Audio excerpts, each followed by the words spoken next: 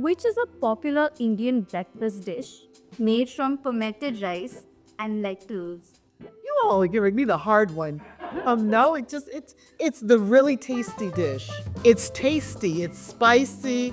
Oh my gosh, it's the best.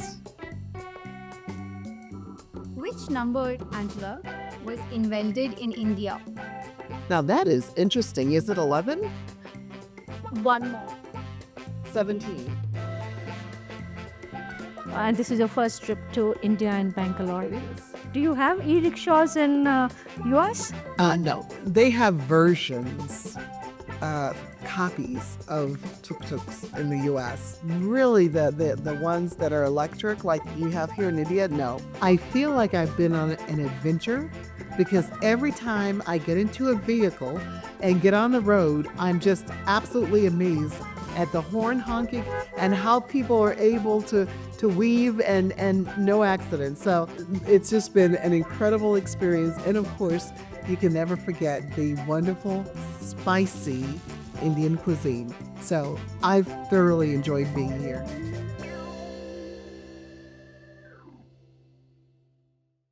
Today, I have a wonderful guest, Angela Williams, President and CEO of United Way Worldwide.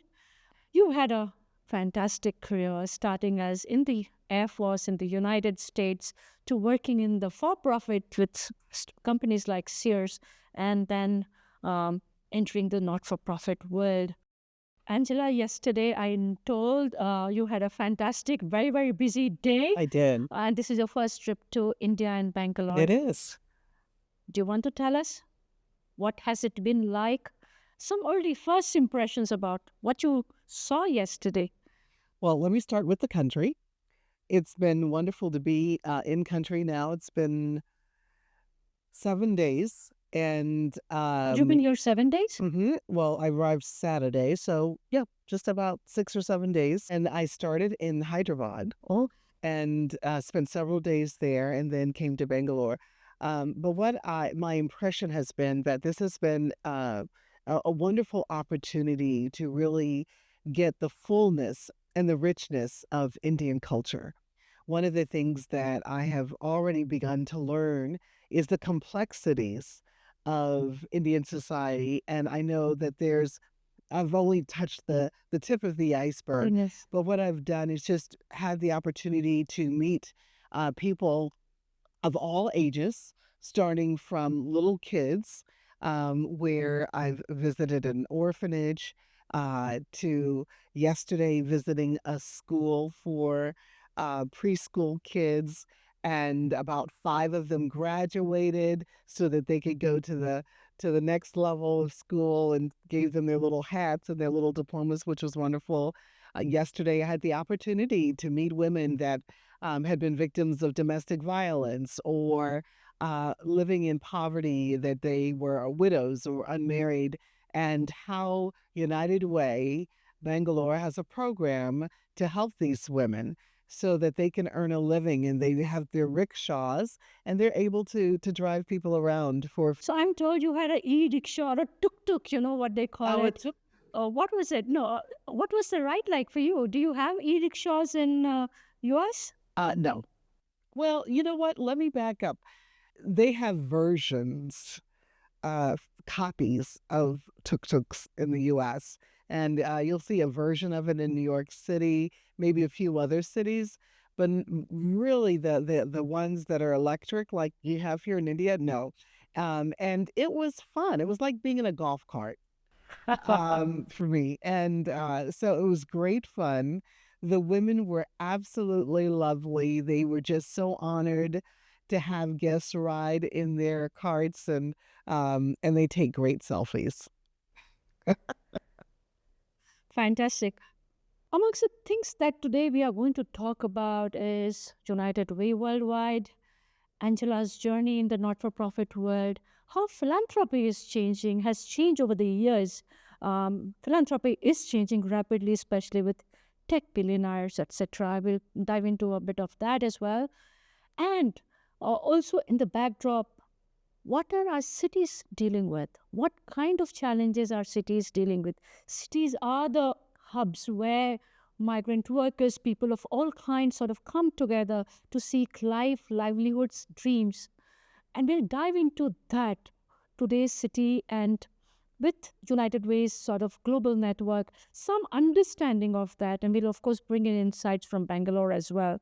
On United Way, Bengaluru, right, and the kind of things that you saw here, any one or two things that struck you about Bangalore, about United Way here in India? You are present in more than 1,000 cities, right? Yes. Give us one or two things that stood out for you. The first thing that stands out for me is the vastness of the different programs that are operated around Bangalore, in rural parts outside of the city as well as in the city, starting with close by to where we are. If we were to go out onto the street in front of the hotel, we would actually see in the middle of the street plants. And it says United Way, Bangalore, having beautified the street. And then yesterday, as I said, meeting with the women and the women's social empowerment is fantastic. Having gone to a preschool with the children where United Way partners with, I believe these are government schools. Anganwadis, that's Ye- what it's called. What is it? Anganwadis. Angawadis. Preschool, yes. Yes, and it is wonderful. They have these kitchens where the children get meals. All around the room, on all of the walls, is the opportunity for the children to learn and toys. And you can tell that they are well cared for. And the teachers really enjoy what they're doing. The other thing I was able to see, which was impressive, and I don't recall the name of the park, but we also saw where wells are being dug. And I was able to unveil a new well where the wells are dug about 12 to 15 feet underground to capture rainwater. And that's a fantastic program. I was also able to provide food and gifts to three husband and wife couples. One story is that one of the couples was an Uber driver for Rajesh, who is the CEO of United Way. And as he was talking to the Uber driver mentioned that in his village, most people had lost their jobs. And Rajesh talked about they're doing well digging and it's done by hand. Long story short, this Uber driver connected. And so United Way went to his village to teach them the art of well digging. Now everyone is employed, earning funds or earning money. And I heard that this Uber driver just recently bought his family a house. So that's a success story. And there's so many more. And the kind of work you are doing, you're present in 7 cities in India, Hyderabad, Chennai, different things. So are different cities in India doing very, very different kind of projects? There are similarities in the projects that are happening. For example, our United Ways here in India care about the environment and sustainability. So whether it's mangrove reforestation, or whether it's digging wells for collecting rainwater, or as we saw in Hyderabad, actually creating a lake in the city, again, capturing the rainwater, which then brings in biodiversity and makes it a lovely place for people in the community to walk around, to fish. So then we see economic empowerment, gender equity programs that our various United Ways are doing. Of course, working with youth is always important for us around the world, and we see that in India. So even though the exact programs may differ, the broad strokes around health and education and economic mobility and the environment and sustainability, everything related to ESG is extremely important. And is that how the case is across the world? The broad strokes of environment, education, poverty. Yes. Is that what you see across the world, across your operations? Yes, and one of the things that I say, because we're operating in 36 countries and territories, and what I say to everyone is, it doesn't matter the city, the country, the language, the social construct. People are people, and they all have some of the same basic requirements and needs. And that's where United Way is able to come in to partner with the government and to partner with corporations and to partner with other nonprofits and to partner with community people to help meet those needs. Why don't you talk about United Way, 137-year-old, Yes. right? It's a massive, massive journey that the organization has had. This is the biggest and the oldest, one of the oldest, Yes. right? Not for profit in the world. What are 3, 4 critical milestones that the organization has undergone over the last century plus that's existed? One of the things you talked about in your opening was around how philanthropy has changed. So I'm going to answer your question by first saying what remains the same. What remains the same is that as human beings, we all have a spirit of generosity and wanting to help each other. And that has not changed over the century plus. How we've been able to help people, in some cases, again, still remains the same. And we were founded 137 years ago in Denver, Colorado, by a Jewish woman, a rabbi, a Catholic priest, and 2 Protestant ministers. And what happened? The woman saw an immigrant woman with her baby who didn't have food or shelter. And she saw that and said, I must help this woman. And then reached out into the community to get people to give money to help the immigrants. Doesn't that sound familiar? Yeah. And so over the years, we've continued to see what are the needs in communities and how do we tap the resources and the assets and the richness within the community to help those in need. And so the philanthropy part of it has evolved from individuals helping to then having corporations join us in partnership. For example, Wells Fargo has been a partner for almost 100 years. John Deere, some of these legacy companies that have been around over a century as well, have been our corporate partners because you have employees that want to help each other and to help others in the community. When you saw the shift from individuals to corporate philanthropy, did something change about philanthropy? Because these were large institutions coming into this space as compared to individuals, right? I think we've always still had the individuals giving. That has not changed. But adding the corporate giving part of it has been, over the years, a mainstay of how we've been able to raise funds. Because what corporations understand is that when you work with United Way, our staff live in communities, have the relationships. We're a trusted NGO. Yeah. And so because we also vet other nonprofits that are our partners, the companies know that we are one-stop shopping. Their employees can volunteer with us and we can help them find volunteer opportunities. Plus, they can have their employees raise funds that can come to us and we can distribute into communities. And the third thing is the corporations themselves have foundations that they can give to us, and we can help them with whatever is important to them. Some companies are concerned about the environment. Some companies are concerned about youth education. Some companies are concerned about economic mobility. And that's the beauty of United Way.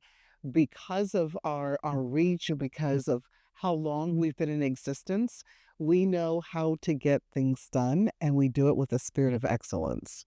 So, what are the 3 biggest issues where corporates are focusing their philanthropic money on? One is when we think about youth education, STEM, science, technology, engineering, and math. And in some cases, they talk about it as STEAM.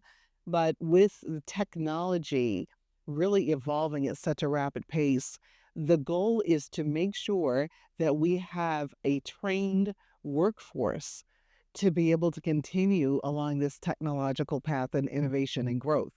And it starts at such a young age.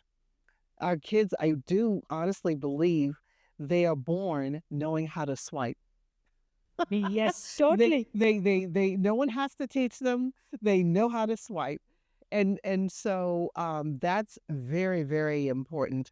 The other thing I think that's really important, again, is about the environment and climate. I think the third thing that is important is having healthy communities, having communities where people can thrive, where they have access to good food and nutrition, that they have access to decent medical care, because a company is comprised of employees. And if you have a workforce that is not healthy, that takes away from the bottom line, because they're not coming to work to be able to help the company move forward. Bill Gates recently decided to give away the proceeds of his book Yes. to United Way, and earlier you had done a fundraiser charity show, right? How differently does it sort of help propel the cause that you're fighting for? What difference does a celebrity or a star name make to the cause that you're fighting for? I think when we talk about any brand, it always has to be refreshed and reintroduced to the next generation. Yeah. And as organizations evolve, then we have to tell everyone this is who we are, and remind folks what we do. Um, Let me first start with Bill Gates. Both of his parents served locally in King County at the local United Way, and both her parents served on our global board of directors. And so he grew up in a household that knew and supported United Way, and he also um, has a long history of service with United Way. And so that has been a blessing for us as an organization, because he recognizes the good that we do. And so it's an honor that he chose that to give the proceeds of his book, Source Code, that is a biography of the early years of his life, and donate those to United Way. So we're really pleased and grateful. And when you have someone like a Bill Gates who talks about United Way as an organization, people respect him, they listen to him, and then they want to know what does he care about, what is he focused on, and what is he interested in. So having him elevate United Way is really a tremendous recognition. Secondly, though, when it comes to celebrities recognizing our work, again, people have, I think, short attention spans.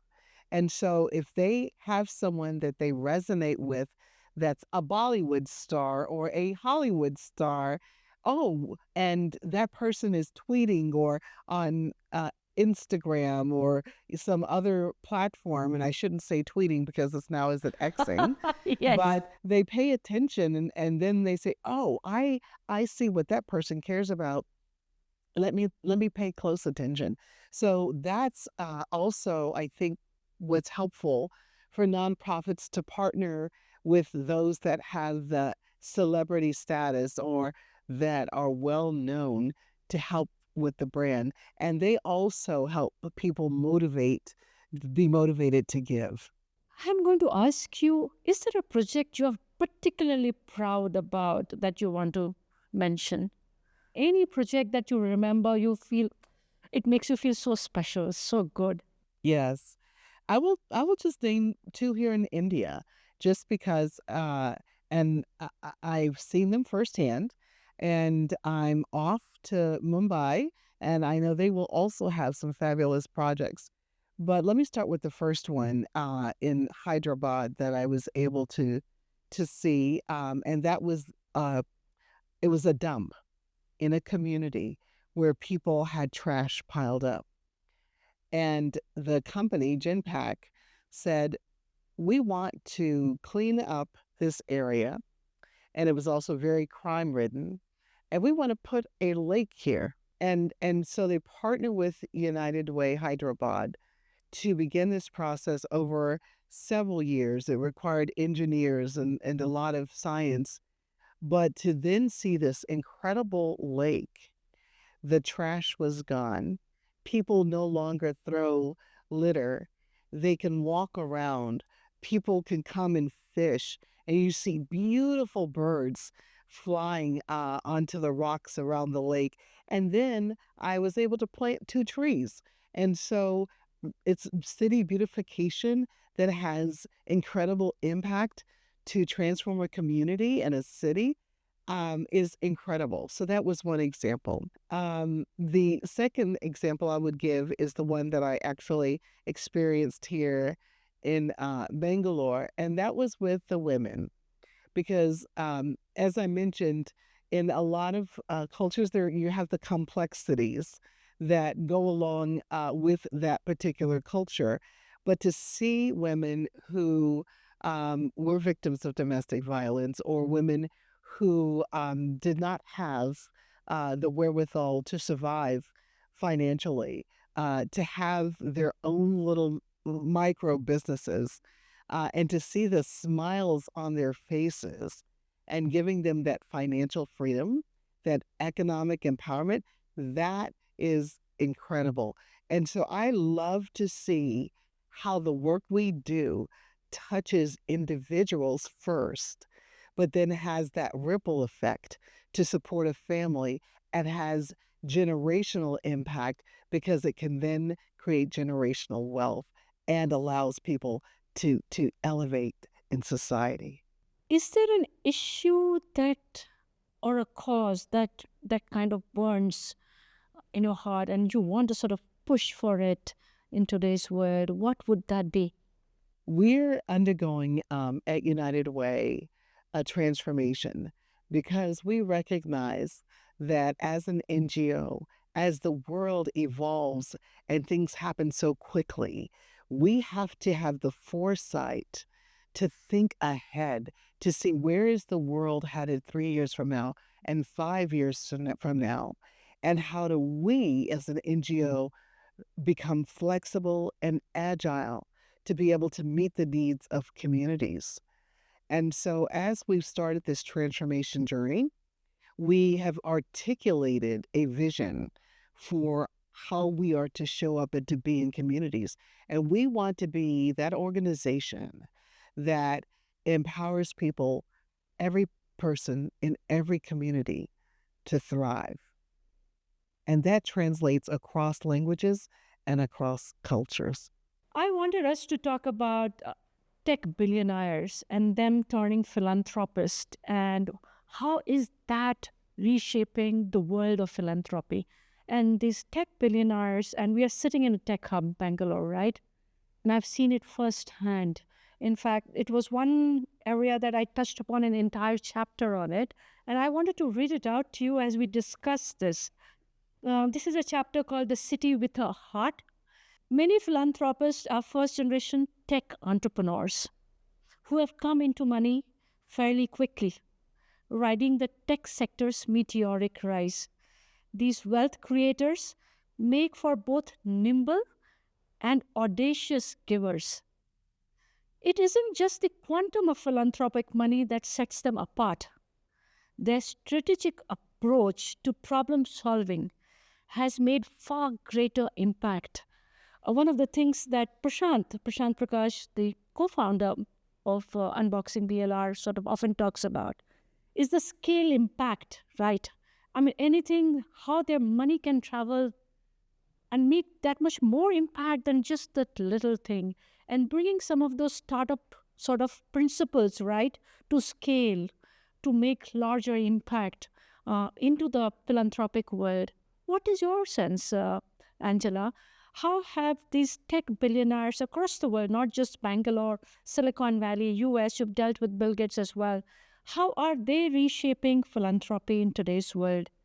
I'm going to answer that question, but I want to also issue a challenge to them as well. So, uh, tech billionaires have the ability to shape how society focuses on certain things. And they also have the ability to help solve issues. And not only with their own brilliance, but also with their funds. And so we have seen how some of them have really leaned into healthcare, or we saw during COVID how to be creative as vaccines were being distributed, and helping nonprofits and actually even local governments to come up with ways to make the society safe. We've seen people like Mackenzie Scott, who is the former wife of Jeff Bezos, who has unleashed her giving in a very unique way that nonprofits appreciate. She makes the donation with no strings attached because, as she says so many times in her publications, she publishes it through Medium, her giving, and she says, I trust the leaders to know how best to deploy the philanthropic funds. And what I appreciate about her uh, thought process is that she recognizes that philanthropy can support the work. A lot of times people think that nonprofit means no profit. I'm not sure how people think nonprofits run because we have salaries to pay.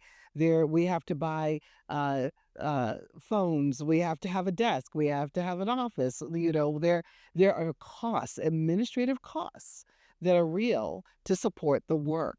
And so Mackenzie Scott and the way she approaches it is incredible. But then what it does is it also empowers the nonprofits to leverage her investment to raise even more funds.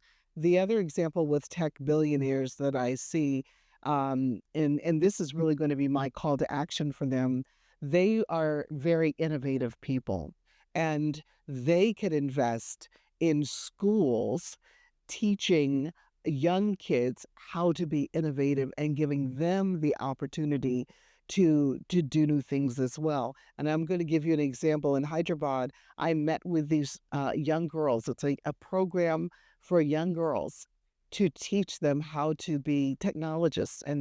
And this one young girl showed me a robot that she made. She said one night she was watching the news at home and saw how some miners were trapped in a mine. And she went to school the next day and told her teacher, I want to invent something that will help those miners. And she said she knows that miners wear hard hats with a light in front of the hat. So she built a robot with light sensors on the front that can, in the complete darkness, find a light and move towards the light. And it has a cart that you can put food and other supplies in to reach the miner, and it's guided by the miner's helmet. So it was an incredible invention, and it was a young girl that did it. Now, anybody that hears this podcast, they can't steal this young girl's idea because she was only like 9 or 10, and she needs to get the credit for her ingenuity. But tech billionaires can invest in that. We see a lot of them that invest in clean energy and new ways of being able to provide clean energy to households. And we've seen also investment around closing that digital equity because you have people in rural communities that may not have access to the internet. So two linked questions. One is, do these tech billionaires, besides the kind of issues and causes they put their money behind, how they want their money to sort of behave, or how involved they are, their expectations out of it? Do you find it different in the way they look at it, right? Second, you spoke about Mackenzie Scott, right? And do men and women philanthropists do things differently, do philanthropy differently? That's a good question. And I'm told it's a big trend in the philanthropic world, the rise of women philanthropists, for a variety of reasons we'll not get into. So those two questions. Those are tough questions. So you're putting me on the spot. And so what I will just say with respect to tech philanthropists, I don't know necessarily that they're any different than anybody else. Anyone that has money to give, they're motivated by different reasons for giving and different causes that they want to support. So I don't know that tech billionaires are any different from any other billionaire, no matter how they raise their funds. What I will say, though, you ask about, are women philanthropists different than men philanthropists? In some ways, wasn't there a book that said women are from Venus and men are from Mars? Yeah. There is a book. So, So how is the Venus so behaving differently than Mars? what we've seen again, I think recently, I look at how Melinda Gates has been giving, and she has really done a tremendous work around focusing on women and girls in countries around the world.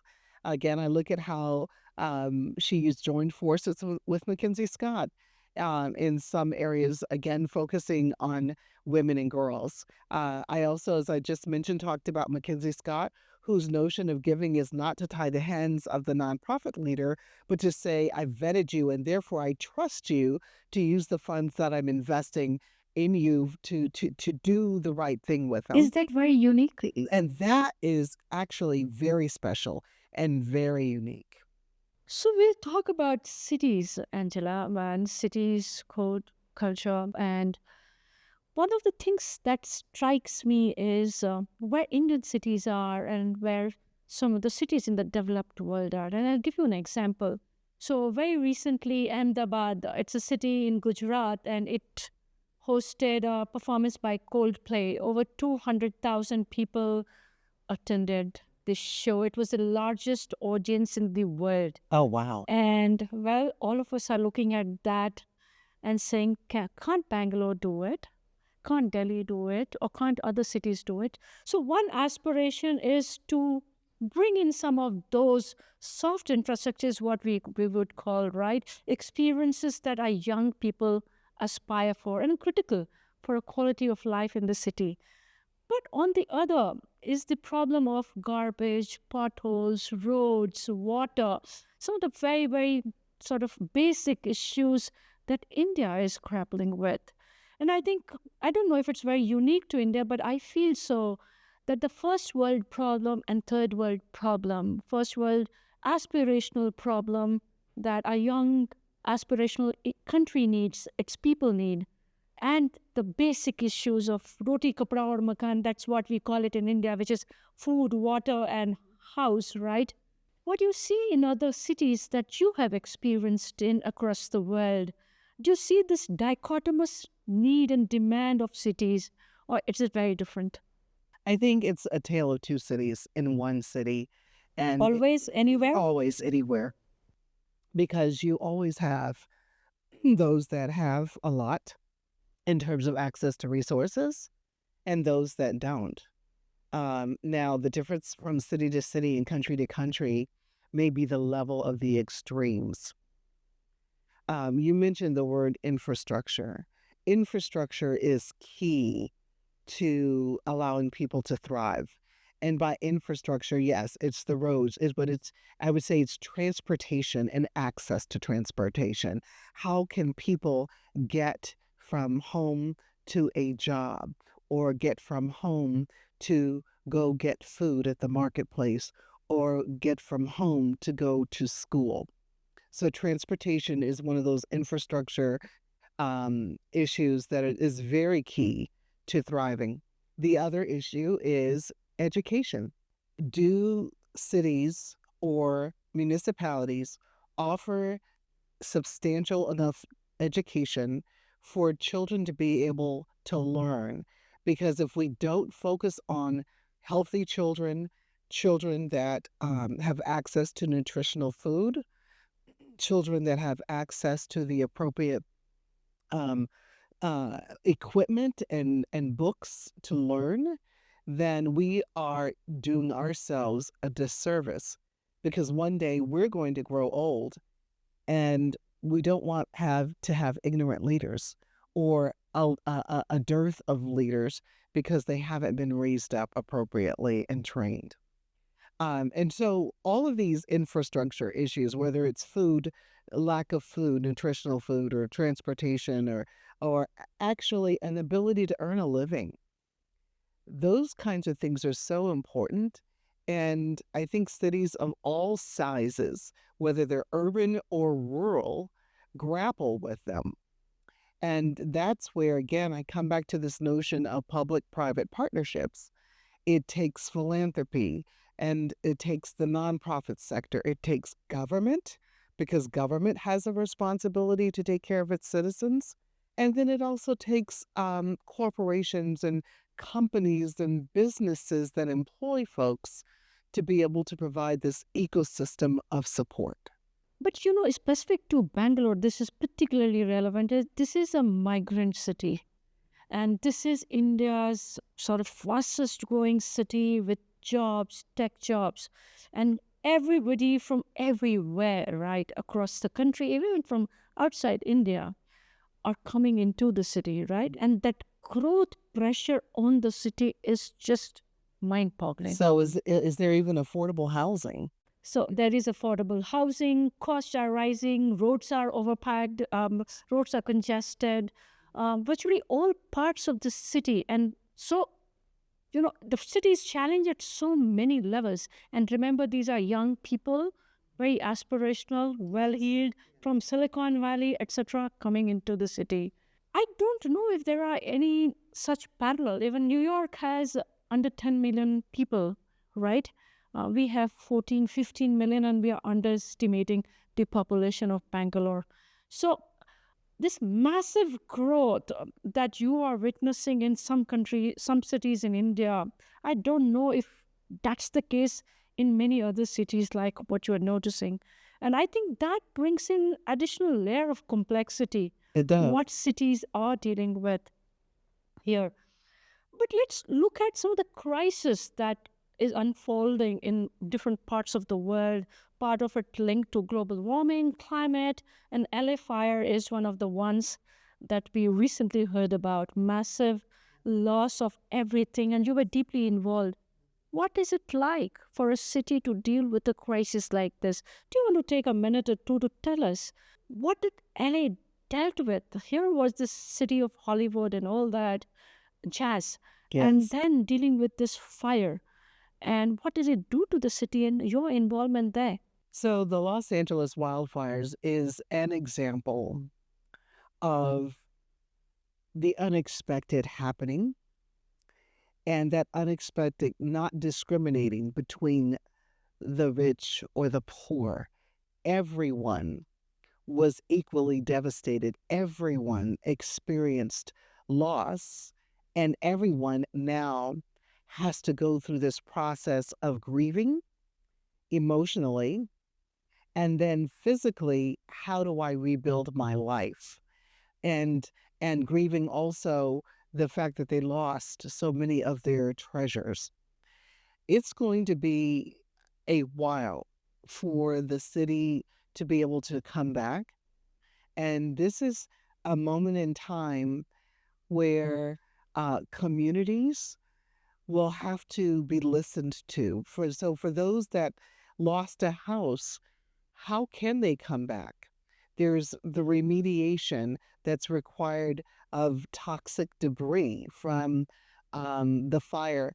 How do they come back if they don't have enough insurance to cover paying off the mortgage and rebuilding? What happens to senior citizens who were on fixed incomes and that was all of their wealth was in the home that was lost? So the complexity of the issues when you think about rebuilding and restoring um, are incredible. And those are the conversations that the city leaders, the state leaders, national leaders from all sectors will have to come together. And this is also where philanthropy played an important role in meeting the immediate needs of people.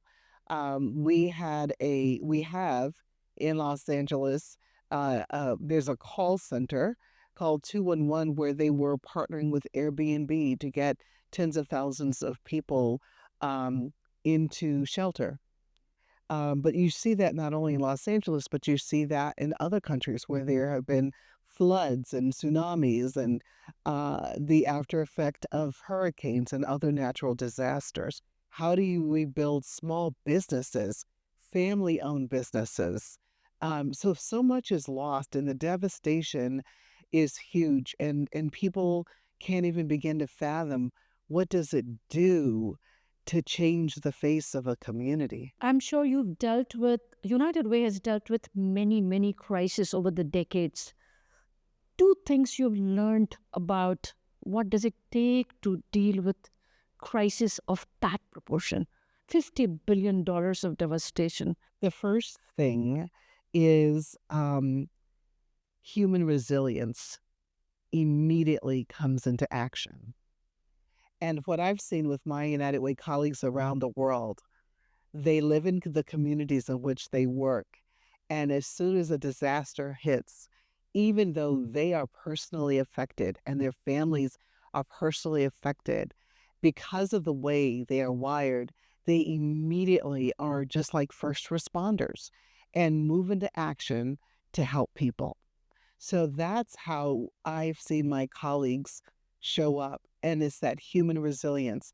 The second thing when it comes to huge disasters that catch all of us off guard is thinking about how do we support people with the mental health and the emotional aspects of the disaster? And then third, how do we sit together as a community to think about how do we come back to this community? How do we rebuild? And what are the lessons that we've learned having gone through this disaster so that we don't repeat them again when we rebuild? This is specifically for people, young people's seeking career in the not-for-profit sector. And you worked on the both the sides, Yes. right? In what way not-for-profit, working for not-for-profit is different than for-profit? What are 2, 3 things very different that you found in the two sectors that you worked in? The first thing in the nonprofit sector, you have a mission statement and a purpose for the organization and existing. And so for those of us that work in the nonprofit sector, we do so because we want to live a life of purpose that is aligned with whatever that mission statement is. For United Way, it's about health and human services to mobilize the caring power of community. I like that mission statement. I want to mobilize people in communities, the caring power of people. I want it to be unleashed so that every person in every community can thrive. So working in the nonprofit sector also gives you a level of flexibility and creativity to address needs in community. And then working in the nonprofit sector requires that you be a collaborative person because we don't sell products necessarily. We don't necessarily sell services. What we do is to come in and offer solutions. That's a whole different mindset. But it's an incredible opportunity. As I said, that human spirit of generosity and to give back and to make a difference, working in the nonprofit sector is very fulfilling. And is the culture of the two kinds of organizations very different? When you worked at Sears and then you work here as a leader, how different is it for you to lead the two kinds of organizations? So in the corporate world, especially within its publicly held and publicly traded company, your goal is to maximize shareholder value. In the nonprofit sector, our goal is to maximize impact in communities. And that has serious implications on how things pan out, right? Yes. Okay. Is there anything that the two worlds can learn from each other? What do you think you brought from the for-profit sector to the not-for-profit sector as you steer United Way? And I'm sure vice versa also may be true. What do you think for-profit sector can learn from not-for-profit?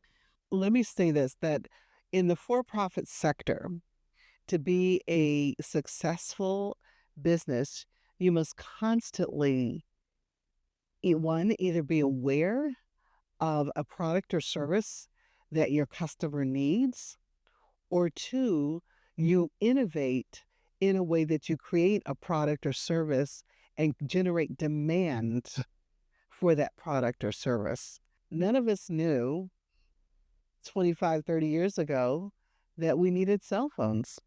Now we can't live without them. And there's so many other products and services that for-profit companies can create. In the nonprofit sector, we have to learn how to more quickly innovate, I believe, and then access and use and deploy technology the way that the for-profit sector does. A lot of times, because we are so busy trying to stretch every single dollar, or in the case here, it's The rupee, the rupee. rupee, Yeah. that you want to maximize how far it can go to help people in your cause. Well, then that means we aren't able to have the extra funds to purchase the technology that we need, and to have the even the people that know how to work this technology and deploy it in a way that could actually help us do even more. So that's the tension, I think, between the for-profit and the nonprofit sector. However, what it does is to present the opportunity for the two sectors to come together and work together. And that's what I appreciate. Again, you have to be relational in the nonprofit sector, and you recognize that you have to partner with others. And so that's why we appreciate working with everyone. And it's something that I'm grappling with a whole lot of time, Angela. I lead a not for profit. And you can't give the kind of money, the kind of compensation, right? What a for profit can. How do you attract the best talent? How do you lead people in that environment? And how do you optimize for the constraints, especially on the compensation side? Your hands are always tight on funds, right? Is there something that you've dealt with? You mentioned, what is the difference between Gen X, Gen Z, Gen Y? And we talked about balance. And I think the younger generations are looking for ways to give back, and they're looking for ways to make a difference. So the heart and the spirit is there to want to do that in a way that is fulfilling. So when you're able to cast vision and share with someone the mission of the organization, and it aligns with what's in their heart, then they're motivated to help, even if it's on a volunteer basis. So that's why I think that um, no matter where a person works, there's still in them an opportunity to tap, to give back of either their time, their talent, or their treasure. What is it like to lead young people, the Gen Z, and what is it that you have learned, Angela, about this generation, the younger people? Do you want to talk about like one or two things that is so distinctive or so unique about the Gen Z today? I think there are two things when I think about what's the distinction between my generation and Gen Z. One being that they've grown up in a digital world, and a world with a lot more technology, access to technology, use of technology than my generation. So being digital natives, which means that as new products come online, new software platforms, it's not foreign to them, and they embrace it and learn it and use it quickly. The other thing I think is that's different is just mindset, and how they have to cope with an environment that is so stressful that it causes anxiety, and having to cope with the stresses of everything that's happening. And so when I think about that, I think about how we have climate change, or various incidents that are happening, and the studies show they're asking the question: is the planet going to be there for me as an adult, and what are we going to do about it? And the elders aren't taking care of it, so that falls on us, and what are we going to have to deal with? And then I think even just having a work-life balance, and I'm not sure what it's like in India, but certainly in the United States, it's wanting to have at least a different type of work-life balance than the older generation. You know what I have noticed, Angela? So I totally resonate with this digitally native, right? And they seem to know how to find the way around internet, social media platforms. But talking about work life balance, what also sort of strikes me is how they always have a side hustle, you know, uh, and they find time to do it. Yes. Either it's somebody chasing his music dream or somebody doing cat sitting, right? Yes. And so this side hustle, I think, is a very, very important sort of thing that I see in their life. They're chasing a career, a profession, and something around their passion. To what you spoke about, right? The mental health, that is very, very visible. What these young people are dealing with because of this uncertainty, ambiguity, whatever range of things that they've been exposed to. The mental health issues have surged Mm-hmm. here, Yes. right? Those are the two things that also strikes me here in Bangalore. And this being a tech hub, it's particularly palpable. Mm. And very stressful in the sense in especially in the tech sector, because there's always the desire to innovate, to be first with the newest best thing that people want to use, and thinking about what's next, and what is the person across the street or next to me thinking about. So that brings its own set of Absolutely. just impacts and anxiety and worry. Um, and I mentioned again these external stressors that are happening. We are living in a world where you must expect the unexpected. I look at what happened starting in 2020 when all of us across the globe were impacted by COVID, something where everyone paused and said, I've never seen this before. What is this? I never expected it. But as the days go on and as the months and the years go on, we continue to have those experiences, it seems as if even more frequently. Yeah. And then on top of that, you have political instability globally, and you have unrest globally, and all of these tensions within societies, which really causes all of us to take a step back to one, understand the value of family, and then two, understand the value of friendship so that there's a feeling of safety, belonging, and community. In fact, this dichotomy, right? On one hand, on your Facebook, on your Insta, you have this thousands of friends, right? Who like, who heart it, and all that. But in their personal, real, intimate sort of lives, probably many a times they don't even have one person who they can lean on. And I think that's the dichotomy Yes. that our young people are today dealing with. But So when you talk about dichotomy, there's reality and then there's the false reality. And a lot of times, people will tend toward the false reality because it makes you feel good, but only for a brief moment because it's false. And that's something when we go back to your first question about the difference between Gen Z and other generations, and there's multiple generations alive right now at the same time. How do we continue to foster human connectivity? yes, And that's the real reality that we need to teach younger generations. We need to celebrate.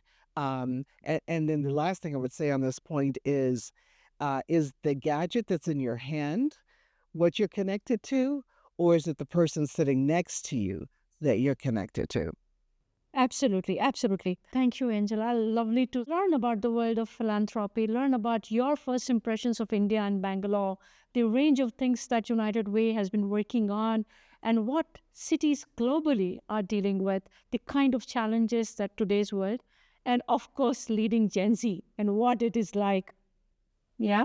Well, can I just say how much I have enjoyed being here in India, the richness of the culture, the friendliness of the people. It has been tremendous. And I feel like I've been on an adventure because every time I get into a vehicle and get on the road, I'm just absolutely amazed at the horn honking and how people are able to weave and no accidents. So um, it's just been an incredible experience. And of course, you can never forget the wonderful, spicy Indian cuisine. So I've thoroughly enjoyed being here.